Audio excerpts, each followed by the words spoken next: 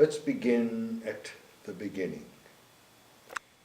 In order to understand a building, gardens, or any environmental structures, you have to understand the people who built them, which really begins in 1883 when George Tyler was born, and in 1884 when Stella Tyler was born.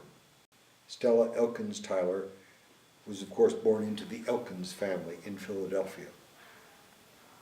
She was a very independent person, and this comes out pretty much throughout her life. It was an extremely wealthy family, and today we would call it quite a bit less than 1% of the upper crust.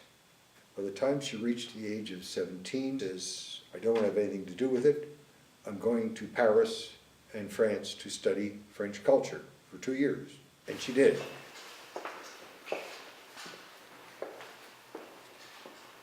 George Tyler, he was born in 1883, also came from a very wealthy family, banking and investment family. So what you have is the merging of the multi-millions at the time. They were married in 1905.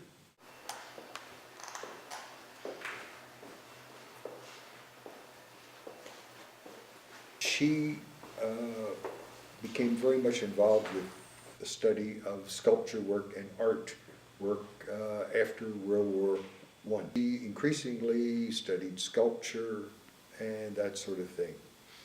Her husband, of course, who was in investment banking, decided that he wanted to become a gentleman farmer and proceeded to still become involved with investment banking, but not at the level that he was before 1917, 1918. And he began to buy property outside of Newtown. But the Tylers wanted to move out here and create their own life. So there were 15 farms that were bought by George Tyler. He became very much involved with dairying and became quite involved with the life of a country gentleman, fox hunting and so on. By the late 20s, with all this property out here, the Tylers, George and Stella, decided to build a proper mansion for entertainment. And Stella wanted something for her artwork. She then did her artwork, created statues, and proceeded to show them in New York at special exhibits, and in Philadelphia at special exhibits, and in her own gardens. One particular statue on campus is located on the formal garden level. It's tucked behind the huge holly tree. It's toward the orangery.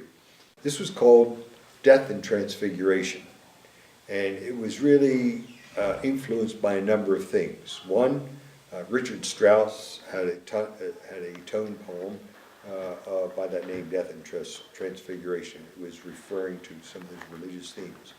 But the statue is also an homage. I believe it was around 1934 or 35. You can check this out. It was an homage to an uncle and a nephew who died on the Titanic.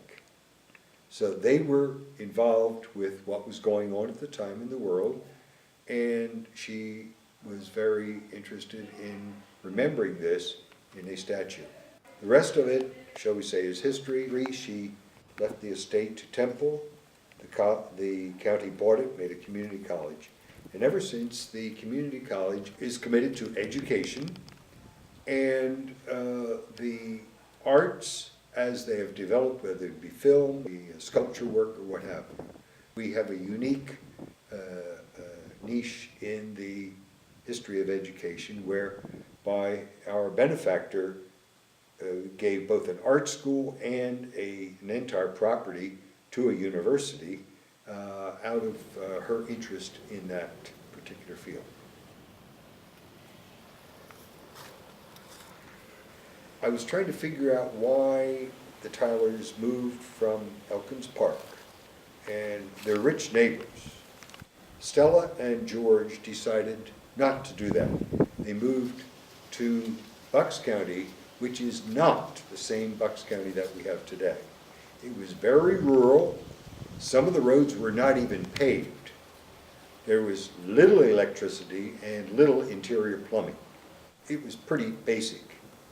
And so anything that you see today is not reminiscent of what Bucks County was in the 1920s.